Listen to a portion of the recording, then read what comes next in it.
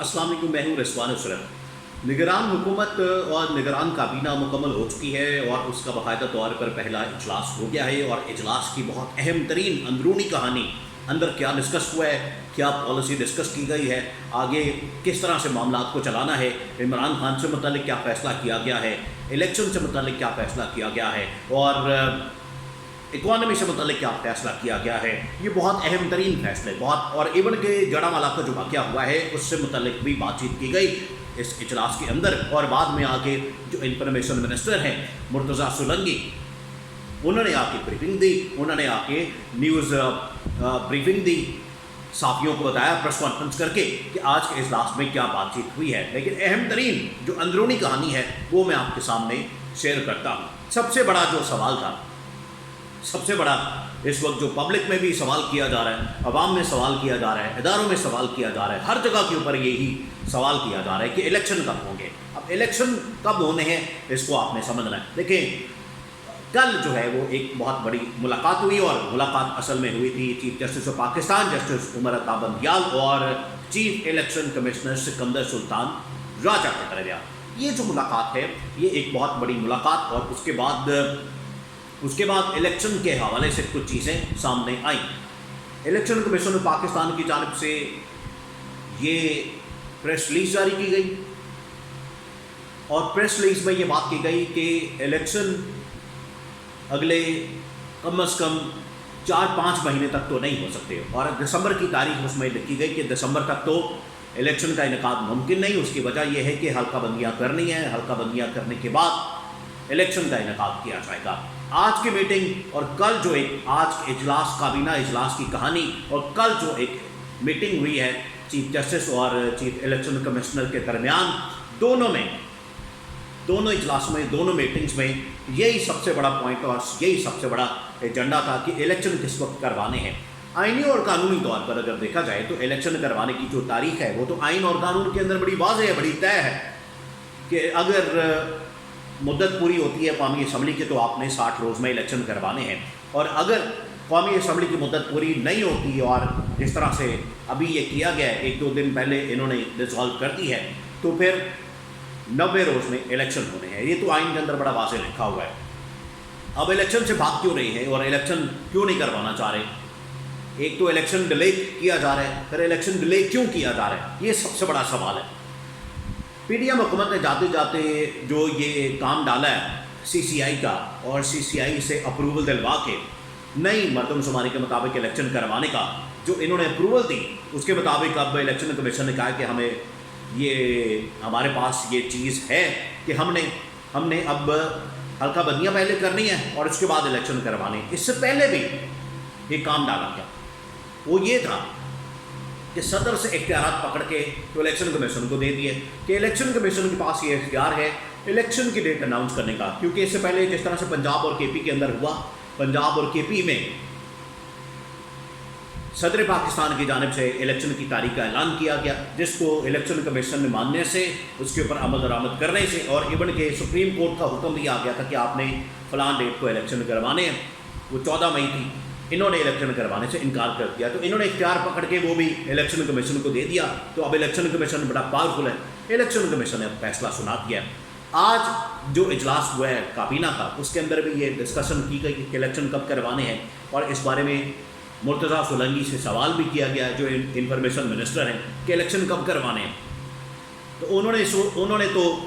गोंगलुओं से मिट्टी झाड़ दी है, गोंगलुआं तो मिट्टी झाड़ दी। वो ये कहते कि इलेक्शन करवाना तो इलेक्शन कमीशन की जिम्मेदारी है, हम तो आए हुए यहाँ पर मामलात को देखने के लिए।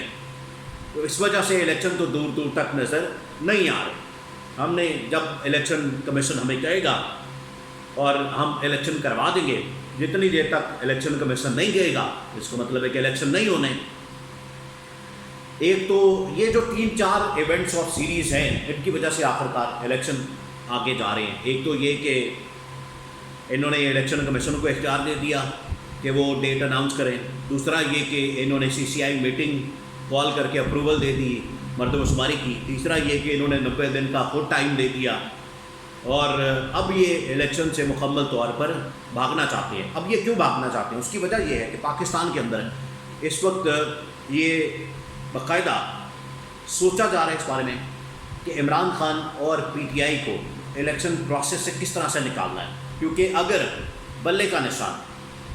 بیلٹ پیپر کے اوپر ہوگا تو کوئی پارٹی الیکشن نہیں جیت سکتی، کوئی بھی پارٹی ہو، وہ چاہے نون لیگ ہو، اور نون لیگ کا نواز شریف بھی پاکستان آ جائے، مریم نواز آ جائے، کوئی بھی آ جائے، نہ نون لیگ کے چانسز ہیں الیکشن جیتنے کے، نہ پیپلز پارٹی کے چانسز ہیں اس میں آصف علی زرداری آ جائے یا بلاول آ جائے، کوئی چانس نہیں۔ یہ دو بڑی پارٹیز ہیں اور ان کا مقابلہ آخرکار ہونا ہے پی ٹی آئی کے ساتھ۔ تو جتنی دیر تک پی ٹی آئی کو مکمل طور پر بین نہیں کیا جاتا، بیلٹ پیپر سے بلے کا نشان ختم نہیں کیا جاتا،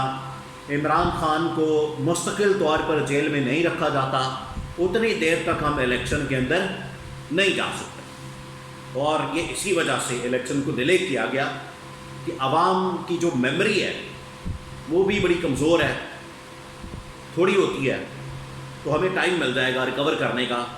کہ یہ جو سارا کچھ کیا ہے، کیونکہ اب مہنگائی جو بہت زیادہ بڑھتی جا رہی ہے۔ جو پہلا انہوں نے کام کیا، آپ اسی سے اندازہ کر سکتے ہیں کہ پہلا جو نگران حکومت نے آ کے بم مارا مہنگائی کا، وہ پٹرول کی قیمتیں بڑھا دی، مہنگا کر دیا پٹرول۔ اس کی وجہ سے جو پچھلی حکومت کے کام تھے، کارنامے تھے،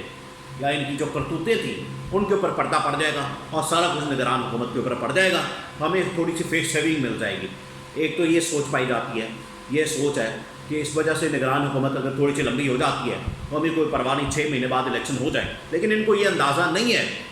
کہ یہ آئین اور قانون سے کس طریقے سے بھاگ رہے ہیں، اور جو بھی یہ پلان کر رہے ہیں آئین اور قانون سے بھاگ کر الیکشن نہ کروانے کا پلان، وہ بڑا خطرناک ہے، بڑا خوفناک ہے۔ اس کی وجہ سے آئین اور قانون کے اوپر پہلے ہی عمل درآمد نہیں ہو رہا، پنجاب کے اندر بھی الیکشن نہیں ہوئے، کے پی کے اندر نہیں ہوئے، وہ نگران سیٹ اپ بھی اسی طرح سے چل رہا ہے، اور اوپر بھی اب وفاق کے اندر بھی جو نگران سیٹ اپ آیا ہے، اگر یہ بھی آئین اور قانون کے مطابق الیکشن نہیں کرواتے تو یہ پھر ملک کے لیے اچھا نہیں ہے، آئین کے لیے اچھا نہیں ہے، قانون کے لیے اچھا نہیں ہے، عدالتوں کے لیے اچھا نہیں ہے۔ اور آگے جو چیف جسٹس قاضی فائز عیسیٰ آ رہا ہے، وہ کس حد تک کمپرومائز کرتا ہے، اس بات کے اوپر سمجھوتا کرتا ہے، اور آئین اور قانون کے خلاف کوئی کام کیا جاتا ہے تو کیا وہ اس کو اپروو کر دے گا اور الیکشن سے بھاگ جائیں گے؟ اس کے علاوہ جڑامالہ واقعے سے متعلق اور 9 مئی واقعے سے متعلق آج کابینہ کے اندر بڑی تفصیل سے بات کی گئی، ڈیٹیل سے بریفنگ دی گئی، اور انوار اللہ کاکڑ وزیر اعظم، نگران وزیر اعظم، ان کی جانب سے بڑا 2 ٹوک پیغام بھیجا گیا۔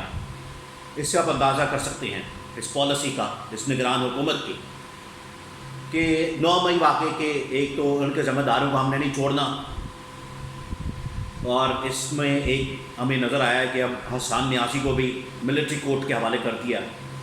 دوسرا یہ کہ جڑامالہ واقعہ کسی صورت قابل قبول نہیں، اور جو بھی اس میں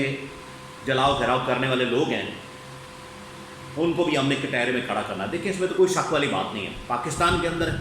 9 مئی واقعہ ہو، جڑامالہ واقعہ ہو، جلاؤ گھیراؤ، انتشار خلفشار، یہ جو اس طرح کی چیزیں ہیں یہ تو کسی صورت قابل قبول نہیں ہے، قابل مذمت ہے۔ لیکن آخرکار حقائق بھی سامنے آنے چاہیے، اصل معلومات بھی سامنے آنی چاہیے، تحقیقات ہونی چاہیے، تاکہ جو بھی واقعات ہوتے ہیں، معاملات ہوتے ہیں، ان کی اصل حقیقت سامنے آئے اور عوام کے سامنے دودھ کا دودھ پانی کا پانی ہو، تاکہ عوام پھر ان فیصلوں کے متعلق اپنی سوچ رکھیں، اوپینین رکھیں اور ان فیصلوں کو مانیں۔